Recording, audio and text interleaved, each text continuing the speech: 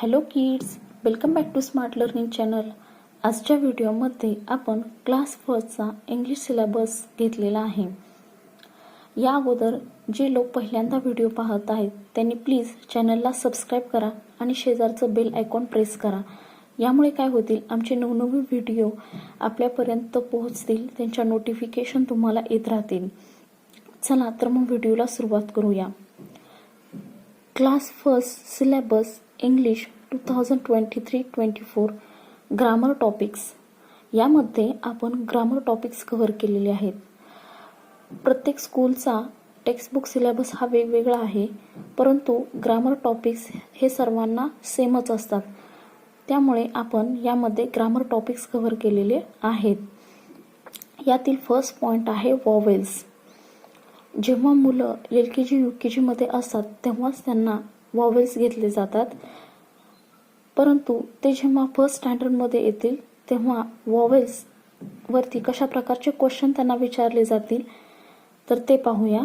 तर फर्स्टली असा क्वेश्चन त्यांना विचारला जाऊ शकतो, सॉर्टिंग कॉन्सोनंट अँड वॉवेल्स. यामध्ये काय केलं जातं, असे अल्फाबेट्स दिले जातात आणि त्यातील मुलांना वॉवेल्स सेपरेट करावे लागतात आणि कॉन्सोनंट सेपरेट लिहायचे असतात. तर यामध्ये वॉवेल्स कुठले आहेत ते या कॉलममध्ये लिहायचे आणि कॉन्सोनंट कुठले आहेत ते या कॉलममध्ये लिहायचे.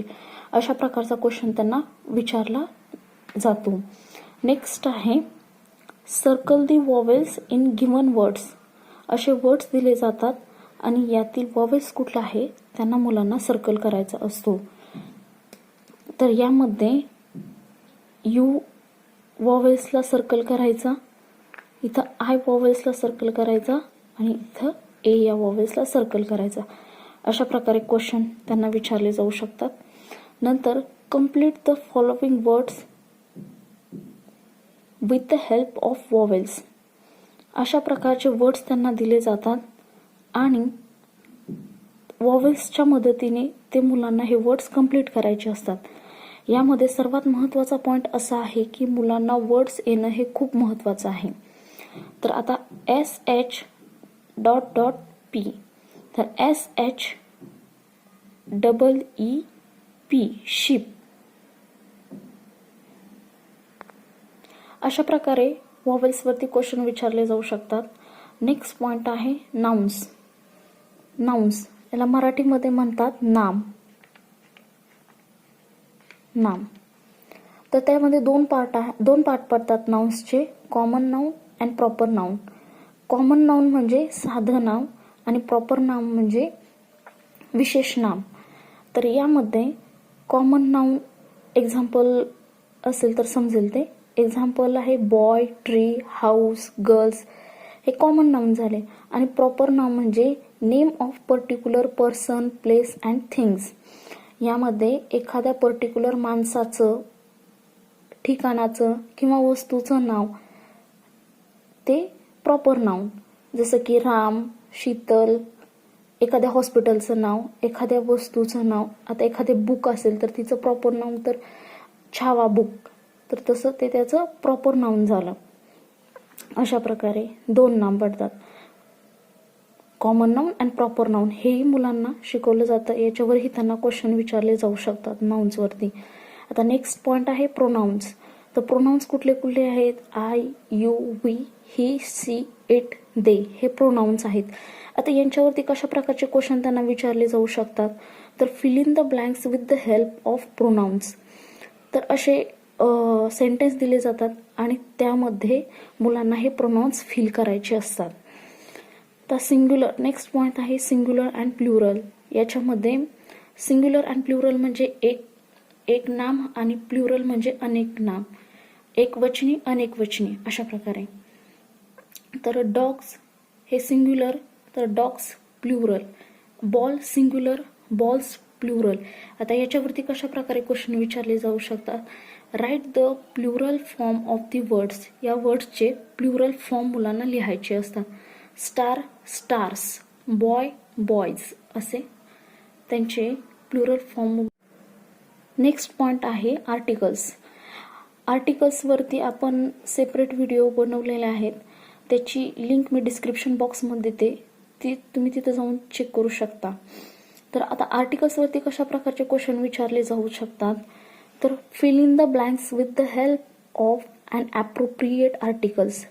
हे जे आर्टिकल्स आहेत अ, अँड आणि द यांचा यूज करून खालचे ह्या फिल इन द ब्लँक्स भरायचे आहेत. जसं की dash dash book, a book.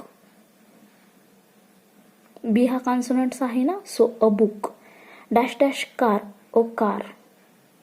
C हा पण कॉन्सोनंट आहे म्हणून अ कार. अजून कशा प्रकारे, तर fill in the blanks with the help of a and the. हे अ अँड द चा यूज करून खालचं जे सेंटेन्स आहे ते कम्प्लीट करायचं आहे. I want to eat an apple. And हे आर्टिकल येईल ना इथे, ॲन आर्टिकल. अशा प्रकारे आर्टिकल्सवरती क्वेश्चन विचारले जाऊ शकतात. आता have, has, this, that, those हे कधी आणि कसे यूज करायचे त्याच्यावरती पण फिल इन द ब्लँक्स असतात. एक सेंटेन्स दिलं जातं आणि त्याच्यावर हे कंप्लीट करायचे असतात. हॅव कधी यूज करायचं, हॅज कधी, दिस कधी, दॅट कधी आणि दोज कधी यूज करायचं. हे आपण ह्याच्यावरती सेपरेट व्हिडिओ बनवलेले आहेत, तिथं जाऊन तुम्ही पाहू शकता. आता नेक्स्ट आहे प्रिपोजिशन. प्रिपोजिशन कुठले आहेत, on, in, between, under, near, above हे प्रिपोजिशन आहे. याच्यावरती असाच क्वेश्चन विचारला जातो, complete the sentences with the help of this preposition. या प्रिपोजिशनचा यूज करून आपल्याला सेंटेन्स कम्प्लीट करायचं असतं. नेक्स्ट आहे कंजंक्शन. कंजंक्शन म्हणजे काय, दोन वाक्यांना ज्या वर्ड्सनी जोडलं जातं ते कंजंक्शन. तर ते आहे अँड, ऑर, बट, सो हे कंजंक्शन आहेत. Complete the sentence with the help of conjunction. या कंजंक्शनचा यूज करून सेंटेन्स कम्प्लीट करायचं असतं. इथं सेंटेन्स सोपी सेंटेन्स मुलांना दिली जातात की जी मुलांना पटकन येतील अशा प्रकारचे सोपे सेंटेन्स मुलांकडून. नेक्स्ट पॉइंट आहे opposite words, next gender and sentences. यामध्ये मुलांना अपोजिट वर्ड्स लिहायचे असतात, आयडेंटिफिकेशन ऑफ जेंडर असतं, नंतर सेंटेन्सेस दिले जातात, स्मॉल सेंटेन्सेस असतात. अशा प्रकारे ओव्हरऑल हा सिलेबस फर्स्ट क्लासमध्ये मुलांकडून करून घेतला जातो आणि त्यांच्यावरती असे क्वेश्चन विचारले जातात. ते आपण ह्या व्हिडिओमध्ये कव्हर केलेले आहेत. जे ग्रामरचे टॉपिक्स आहेत त्यांचे सेपरेट व्हिडिओ आपण बनवलेले आहेत, तेही तुम्ही चेक करू शकता. आय होप तुम्हाला हा व्हिडिओ आवडला असेल तर प्लीज चॅनलला लाईक करा, शेअर करा अँड सबस्क्राईब करा. थँक्यू.